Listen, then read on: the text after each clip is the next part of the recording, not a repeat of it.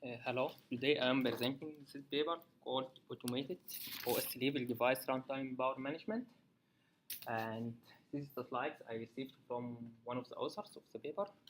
It is titled How to Save 10 milliwatt for free, and this is the goal of the paper. The subtitle here, it shows that we shouldn't trust the drivers for power management, and this is the whole idea at which the paper is working about. Okay, starting with the motivation for the work, that energy efficiency matters at different scales. So from a server size to a wearable device size, energy matters. And here, in all these levels, the secret of efficiency is just to do what you are supposed to do. Don't do something more. Run as slow as possible as you can. Don't over provision. Don't give more resources than what's required. Don't do useless things. Reuse any things that you have done previously. And most important is sleep whenever you can sleep. And the idea of sleeping whenever you can sleep is what is regarded as power management. Previous work have been focusing on system power management. For example, this is my laptop. If I am doing nothing, then I can put the whole laptop in a sleep mode, and therefore I suspend the whole system. But there is another level of power management, which is called as device runtime power management, or in the Linux kernel terminology, is just regarded as runtime power management, which is turning off only a single device or a single module when you are not using this module. So you are putting only a single component into a low power state because it is doing nothing at the moment.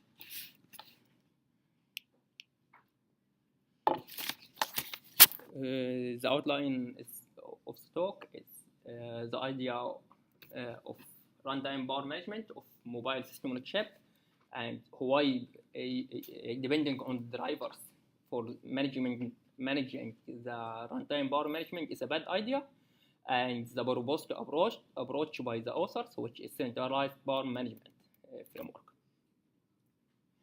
Here we have the layout of the system on a chip, which can be found in modern devices like tablets, mobile phones, and so.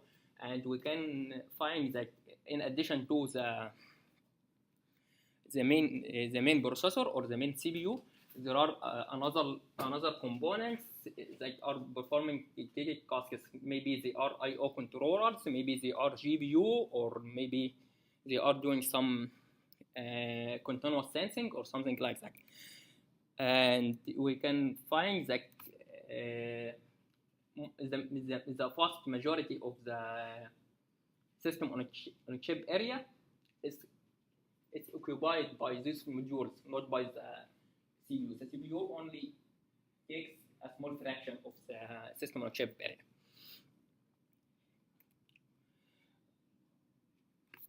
So the device runtime power management is about putting those individual components inside the system on a chip into a low power state mode, while the main CPU may be still running. There are different modes at which these components or those devices can be run. They can be enabled or disabled by software, and before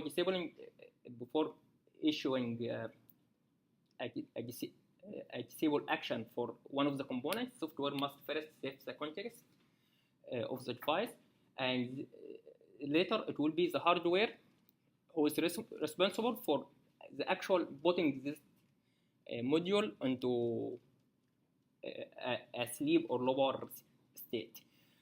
So the software can only request to put this component into a low power state, and the actual and before doing that accepts the state, then the actual hardware power management unit it will be the one that puts this one into sleep by either maybe turning off the clock gating to this module or turning off the power of this module. And inside the system of a chip, to optimize the area inside the system on a chip, there is no clock source for each individual module. But what happens is that the area of the system on a chip is divided into different domains, where we can have maybe a number of modules are sharing the same clock source, and therefore we can say that they are in the same clock domain.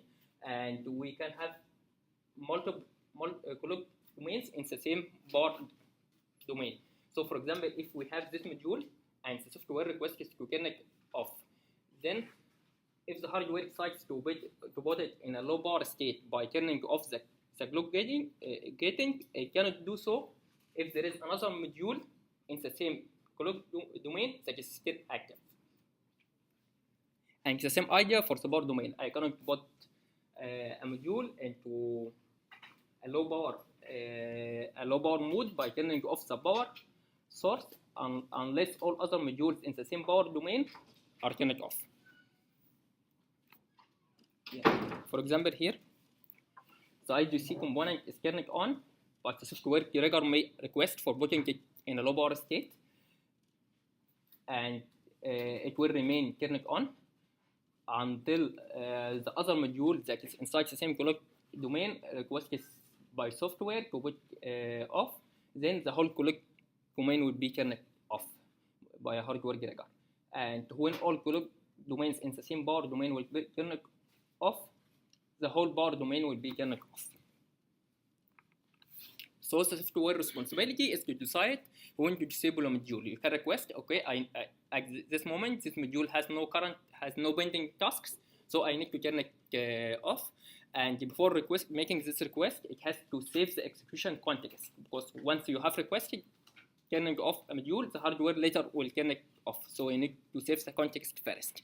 And it also decides what is the target state. Do you want it to turn it off by turning off the clock or by turning off the power, maybe.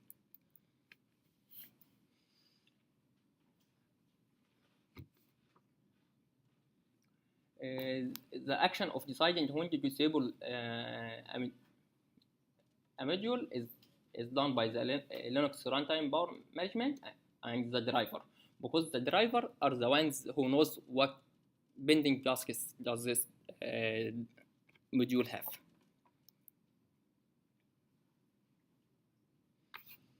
And this is managed by having a reference count. For example, if this module has two pending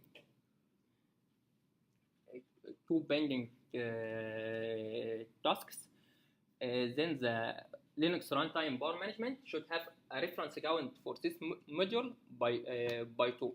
And when one of the tasks finishes, then the driver will make a call to the Linux runtime power management by calling power management maybe bot to decrease the reference count. And when the module has a new task, the driver will make a call to the reference to the Linux runtime power management API called power management get, but to increase the reference count. So the Linux runtime power management, it has two APIs to increase and decrease the reference count for each module, and it is the driver's goal to keep this reference count up to date, so that when it reaches 0, the Linux runtime power management unit can know that this device does not have any pending tasks and it can turn it off. And at this moment, the Linux, when the reference count reaches 0, the Linux runtime power management will call a callback provided by the driver to perform the actual turn it off of the device.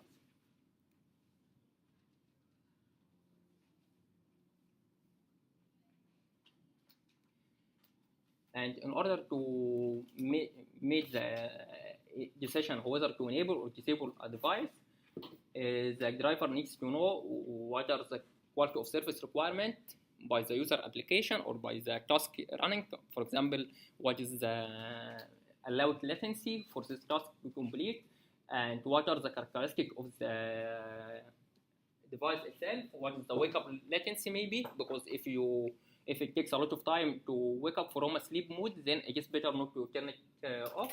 And it needs, of course, to know how many pending tasks are there. And we find that these two information, the quality of service requirement, it can be supplied from the user space application, so the Linux runtime power management have access to it. And this one, the device characteristics is also known to the Linux runtime power management. So it is only the pending tasks that the driver is aware of, and the Linux runtime management depends on the driver for doing it. And the problem with this approach is that driver developers always put the functionality first. They don't care about power management unless they have time to do so. For example, the authors of the paper reviewed some of the recent system on chips and drivers, and they have found that for those examples, when the system of a chip is released, it is equipped by a preliminary driver that has only a coarse-grained power management. It doesn't care about device runtime power management at all. And later, maybe after 12 or 45 months, they release another version of the driver that is more aware of what is the number of pending tasks, and is more focused on keeping the reference count up to date to help the runtime power management in the Linux to turn the device off. And this is a bad behavior because new system of chips are released more faster, so we don't expect to have drivers that are more power aware. And even when they do it, they don't do it well.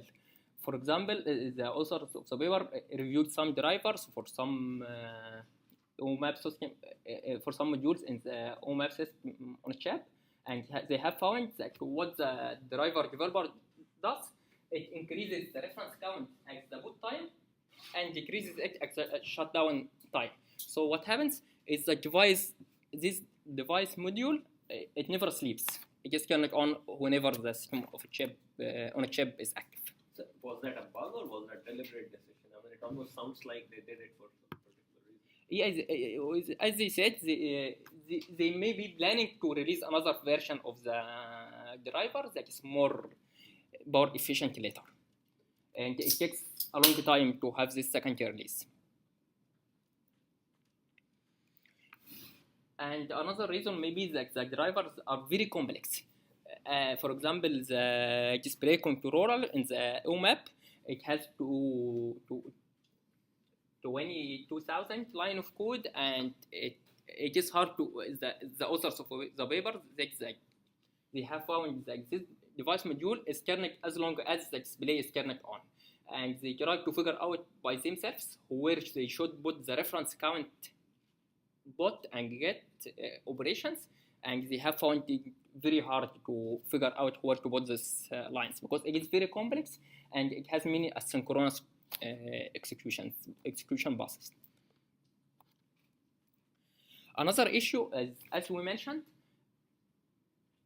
if you want to put some module and maybe a low power mode by turning off the clock, you cannot do so unless all other modules in the same clock domain are turned off. So if maybe you have 10 modules and only one of them has a bad driver, then it will overkill because the other modules that have good or power efficient driver will not be able to sleep, and this presents a lot of waste. For example, if we have a component that it doesn't care about power because it receives it consumes only a small fraction of power or small amount of power, it will lead to high power consumption due to other components in the same clock domain. the authors of the paper suggest some possible solutions. Maybe we should hire better driver developers, or maybe help driver developers by a tool for automated runtime power management API locations where it should be inserted, or maybe we should make this task as a responsibility of the Linux runtime power management itself, not of the driver. And therefore, the driver will have no role on when to enable or when to disable the device. And they say if you cannot change the developers, which is hard, you have to change the system. So they suggest to use a centralized runtime power management approach for device runtime power management. And as we mentioned earlier, there are 3 pieces of information that you need to know before deciding whether to enable or disable the device. You need to know what is the user's quality of service requirement, and what are the characteristics of the device, and whether it or not it has pending tasks. The first 2 components are already known for the Linux operating system. So it is the third piece of information that is only known for, or managed by the driver. And here they are suggesting an approach to make the operating system or the runtime power management implemented as a kernel module to be able to infer it without assistance from the device driver. And here is the idea. They suggest to have a system for runtime power management consisting of a monitor and controller, where the monitor is responsible for counting or keeping track of which devices have pending tasks. And the controller will then issue a decision whether or not to disable the device. And for monitoring, previously it was based on reference counting, and the reference are incremented and decremented by the driver. But here there are just 2 possible solutions for monitoring the state of the device, whether or not it has any pending tasks. The first solution is a software-only solution, and it is based on the hypothesis that whenever there is a task running on the device, there will be some memory access to registers, to the device registers. For example, the I2C controller, when you wanna maybe send some data on the I2C interface, you will first set the address and then the message length, so you will access the registers associated with this device, and you can take this action as an indication for that the device is active or it is currently being used. And it is possible to do so on ARM-based system on chips because of the memory mapping techniques, and they are suggesting that you maybe periodically invalidate the memory locations that is mapped to the device registers. And whenever there will be an access attempt to that location, there will be a memory exception, and you can realize that this memory exception happened because there was an attempt to access that register, and therefore you know that the device is being used. And you keep doing this every a certain period. They call it this threshold, as we see. Okay. If this threshold period, you remove the read permission, such that whenever somebody tries to access that register, there will be a memory exception. And here, when here you have removed the permission, here there is an attempt to read the register or access the register, there is a memory exception, so you know that this device has been used here. So you identify this device as being used, and until the next key threshold, interval, you remove the permission again by invalidating this memory page, and if there is no access here, you will find that at this point there has been no access attempts to that register during that interval or during that period. So you know that the device was not used during this period, and this is a coarse grain indication that it doesn't have any pending tasks. And so you put it to sleep at the end of here.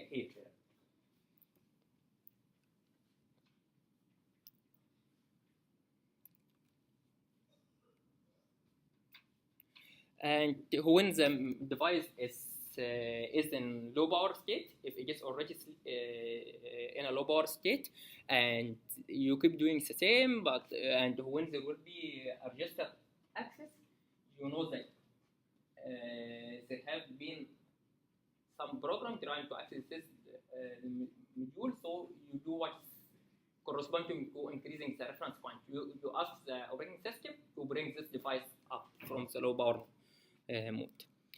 They evaluated this approach using the Panda board that includes Texas Instruments OMAP system on chip, and they tested it using different modules, the memory management card module, and the I2C and display controller with 10 minutes of usage, at which the user tries to read an email or browse some web page, and they compared what fraction is time is the device, it's a component put into sleep under the Linux driver-based approach and their centralized power management approach. For the memory controller and I2C, we can see that there is a slightly decrease in the fraction of time at which the device is put into sleep. But this comes at the benefit that you don't rely on device drivers, which may not be available at all, as in the case of the display controller and SDIO, at which the device driver didn't care at all about energy, and it just turns the device on at the boot time and turn it off at the shutdown time. So the device driver never puts it to sleep, but this approach puts it to sleep maybe 80% of the time. And she said, okay, the memory exception here is used as an indication for the register being accessed, but this comes as an overhead. But since you need only one memory exception every T threshold, then the overhead is small, because and they evaluated the overhead by testing the SD card and Wi-Fi throughput when they are using this approach. There is just a small or a slight decrease in the throughput of both. And they quantify the energy saving or the power saving by saying that SDIO controller, it will, if it is turned off, it will save maybe 17 milliwatts. Then it will extend the mobile life, battery life maybe by 2.4 hours, and for the display controller, it will increase by 0.6 hours. But on standby, right? I mean, that's what they're saying. Increase the standby. No, that's what they extend 2.4 hours standby time. Okay. Yeah, this is a misleading statistic, right? It's not saying. Yeah, I didn't get that, but I noticed something different in the paper. Because in the paper they mentioned that they save more when the user is heavily operating on the device. Because if you are in standby, then most likely it will be turned off in a way. The whole system on a chip will be turned off into low power sleeping. Well, I guess what they're saying is that because of the saving in the active mode, you have more energy left for the standby mode. Yes. But standby time is already tends to be much larger. So as a percentage, 2.4 out of standby time is a lot less than 2.4. Yes, you are right. But their actual gain doesn't happen in a standby. Their actual gain happens in operation mode. Okay, coming back to the central power management approach, say that they are using the monitor and the controller, and the monitor uses some software to keep track of the binding classes for the device. And this is good because it doesn't require any hardware modification, and it has been able to show that it can deliver comparable performance with the hand-tuned or developed power management calls. But on the other hand, it does not work on all system on chip modules because they are using the memory mapping approach in the ARM-based system on chips, and the key threshold here is a lower bound. They say that it is not aggressive enough, so it can waste some sleeping opportunities.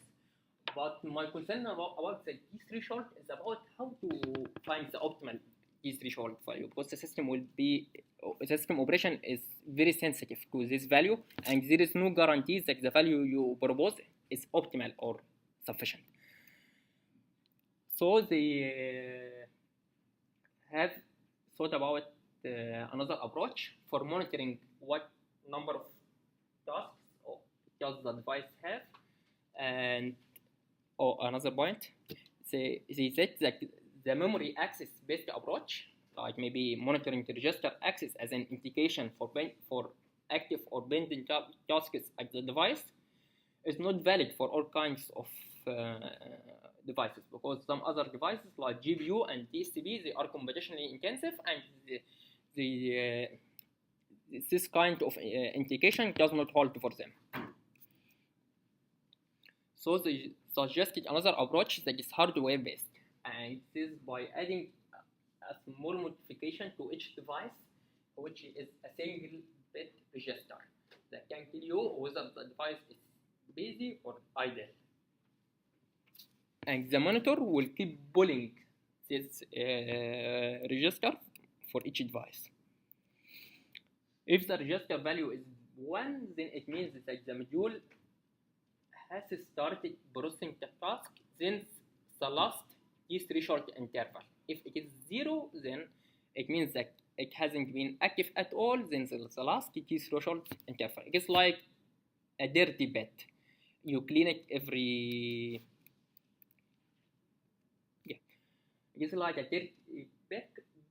You clean it every key threshold if the device is idle. And whenever the device becomes active, you raise it up. And if it comes a new interval starting point and you find it still 0, then you know it hasn't been active at all during this interval. And they say that this approach would require small modification for the hardware, because most of the devices are already implemented as a finite state machine, where each state in the finite state machine for this device can be mapped to either idle or active state. They prototyped it using this kind of system of chip from Xilinx.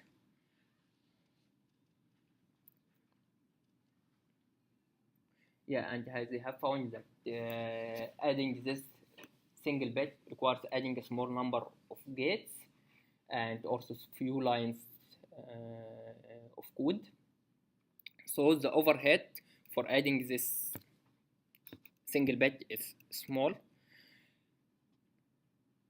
and it will work for all system on a chip in compared to the software-based approach that works only for the ARM-based systems. Okay, so this is the summary for the two approaches for monitoring whether the device has or no pending tasks. The software approach depends on monitoring the read-write access to registers, and the hardware approach, it depends on having a single bit for each device and keeping to pull this bit.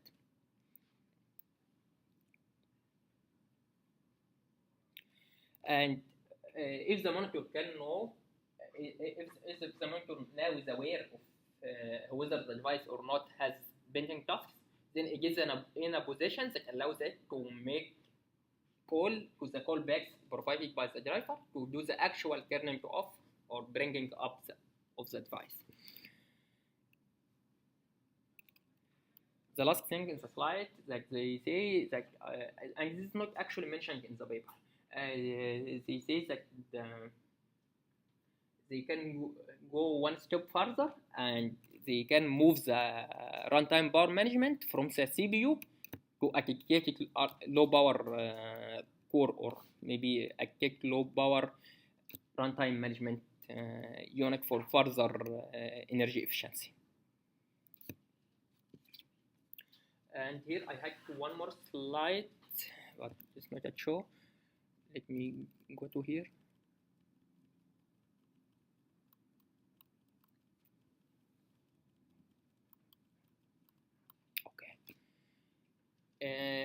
Here the author suggested 3 solutions. You can either hire better driver developers or help them by giving a tool that helps them in finding location at which they should increase the reference count or decrease the reference count, or by having a central management of the device runtime. And I'd like to spend 1 minute talking about these tools that they mentioned in the paper. They developed a tool called Bar Advisor that is given some historical trace of usage of the device, at which you can see what intervals intervals the device has been active and what intervals at which the device has been sleeping with no bending tasks, and you give it the driver source code. It can instrument the code and give you the canting location at which you should add maybe the power management API calls, like increase the reference count or decrease the reference count. And it works by maybe starting by all possible locations for those instructions. For example, if there is some register access, you surround that block by maybe increasing the reference count followed by decreasing the reference count, and then by inspecting the trace of usage, you can formulate this as SMT problem, satisfiability modulo theory problem, and you use SMT solver to tell you what candidates are a good fit for this execution trace. But the problem with that tool is that it gives you best offered solution, but it doesn't give you a guarantee that these locations are optimal, and it doesn't give you a guarantee that they are correct. They may break the functionality, but still they are a good candidate to help the developer to investigate whether or not this location will break the adding a runtime API, runtime power management API call at this function will or not break the functionality. So, can I have a look at my notes? Look at your notes. Okay. Oh, I wanted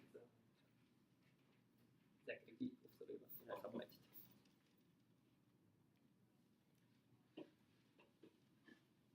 Oh, you wanted the 4 slide that you had submitted? Yeah, I am opening it here. Okay. You want to open it? Okay.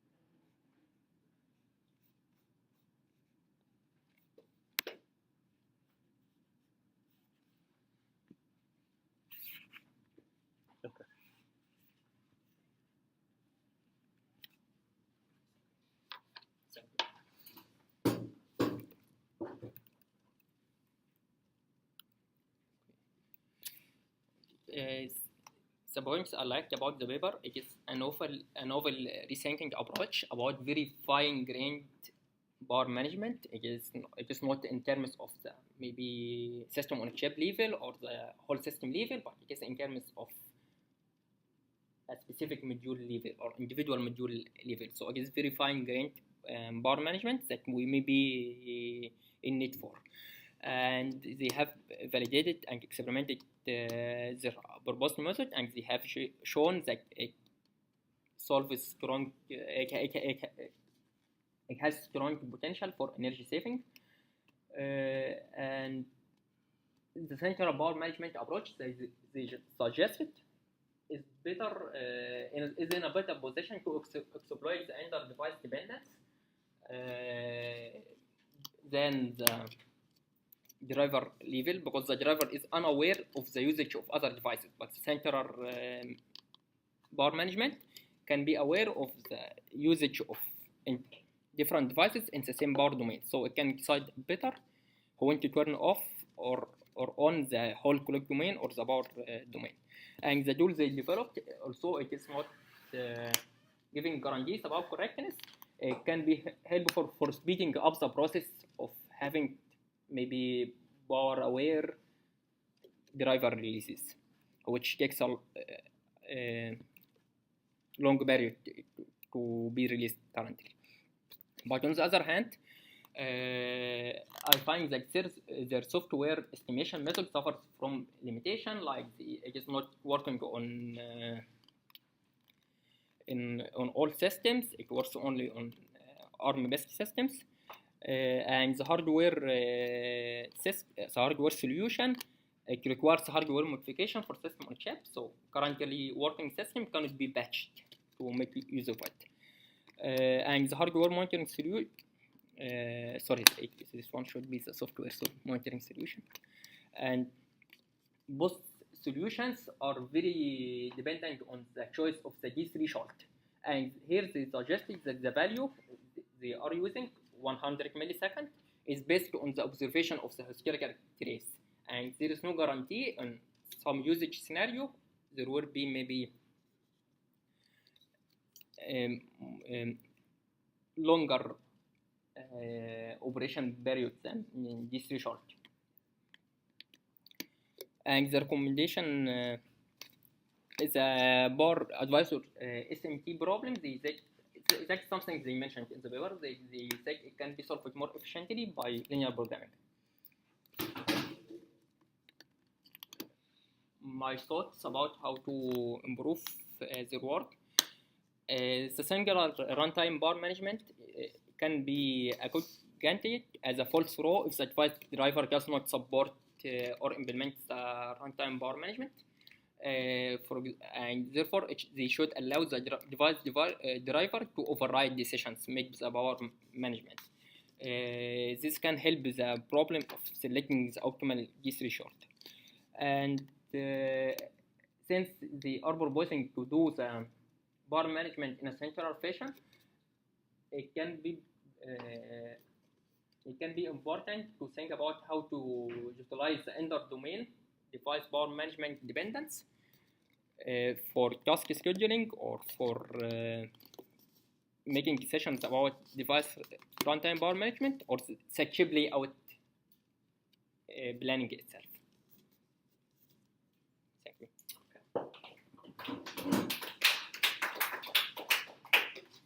So, anyone had any other comments, strengths, weaknesses, things like that? Jeremy. Well, I was going to say, can you go back one slide? So I was wondering, why did you say that the hardware monitoring solution is only valid? It's the software. Oh, software. It should be the software. Well, you're specifically referring to the memory thing, right? That can be done with most processors, right? I mean, as long as so ARM has memory protection unit where you can designate different areas, but other processors like if you're using Atom and all, they have full virtual memory thing. So the only place where it will not work is if it has neither, right? I mean, so it's at some level it's a generalizable concept that is true. But one thing I thought as we were presenting is the following, that in this case, if they go wrong, that is, if I genuinely have a scenario where I may go, that there may be a long enough time, so it may apparently seem that the device is no longer being used, but it's actually being used, then the decision to shut it down can be quite catastrophic because you lose the state of the device, right? As opposed to a driver-based solution, which is doing reference counting, you know for sure that irrespective of how long the idle time may be, you will never be wrong. So I think something like this, I would be hesitant to use in a situation where the loss of state can have problems. Okay, so if it was, I don't know, something controlling, I don't know, the arm of a robot or a brake or something like that, the fact that I haven't used it for some time doesn't mean that it's idle. I don't know if anyone of you else kind of thought of that aspect. So I think it should at least allow the device driver to override decisions by the. Yeah, so I guess the question is that what is the safe mode, right? In fact, GPIOs are so generally speaking, one would say that if something is input, you are not going to shutting things down is not going to have a catastrophic effect, because the next time the application goes and tries to read a value, it will figure out that the thing is was shut down and then kind of revive it. But if something which is an output, then the fact that you are not accessing it for long doesn't mean. So you're right. I mean, a device driver could do it, but then you hit the problem. What happens if the device driver actually does not implement the policy? Because the stance out here is that if the device, or I guess that's what you were saying, if the device driver doesn't do it, then let's follow their policy. And I guess even on the type of like OMAP chips and all, I mean, there are examples, right? I mean, there is pulse width modulator that usually is used to control motors. You certainly don't want to shut it down if there hasn't been access to a register for some time. So I think the nature of the device probably kind of does matter. On the other hand, I don't know, for the screen going dark is probably not a big deal. So any other comments? Yeah, you had some. Isn't it possible that the software is actually using the device, but without it, a register access? The software is actually using the device, but Without register yeah. So that was the example I was giving, right? I mean, I could configure the device, and now the device is doing something on my behalf. So like a pulse width modulator was an example. I programmed it to generate a waveform of a particular type. So I'm still using it, but I don't need to keep accessing it, right? I mean, so that would be generally the example, and in this case, because it's an output, so so you're right. I mean, that's maybe that more crisply captures this thing, that a software may be using a device without having to actually access it. Yeah. So access is not necessarily. That's why they said the hardware solution can fit for this kind of devices. Maybe when the device is used, but there is no memory access of the device. The hardware solution will make the device itself have an indication bit as it is active or not. Right, but then it's no longer. I guess you need some additional cooperation now in that case, right? Yeah. But I guess the general point they're making is the following: that device drivers are complicated things, and therefore having each one of them do the power management independently is not okay. But I guess another point which you bring out, which is kind of a good one too, which is n things independently power managing, they basically you lose out the coordination aspect there. Okay, so that certainly is kind of useful. Any other comments, thoughts? Fatma, did you have anything? Can you read that? They had some power management related to slave devices. I mean, those slave devices, they need some. It's like if you have my last point. So basically, it's like what they say that if the driver, if the device, it doesn't have anything in its buffer, the power management will either shut it down or for the power management. But there are some slave devices which are constantly on a wake up to listen for different kinds of interrupts to be woken up to listen. So their technique, their power management is not work in these kind of. What do you mean by slave devices which need to, like what? There are some certain kind of devices which are constantly on the wait to be interrupted. By some external signal? Yes, yes. Okay. So, I mean, they do not satisfy their criteria of register or buffer or waiting for a task or anything, but they, I mean, according to their power management scheme, they would shut it down. Fair point. Yes, I guess it kind of falls under the same category that just because I'm not accessing doesn't mean I didn't use it. So you're right that maybe this is a device which is waiting for, I don't know, the car is going to hit something, kind of a signal, and then again observing some change in value. So yeah, those are all tricky things. So I guess this brings to a point which sort of in a way is sort of obvious, which is the OS can do better coordination, but the device driver has more device-specific knowledge, and it's that tension which is always sort of going to be there. They started out with the premise that okay, can we take the responsibility away from the driver, and that in these kind of cases is not going to be there. Now, on the other hand, I guess we could imagine that the centralized scheme could still have some sort of notion of like certain devices are just dangerous to power manage without some additional hint. So the OS can take a more conservative stance towards them. On the other hand, that's for some other stuff that for some kind of devices that can be hard to disambiguate. So it's a tricky question. I think worst case scenarios, you're right that the kind of even a simple GPIO pin, I may be monitoring something pretty dangerous and then just shutting things down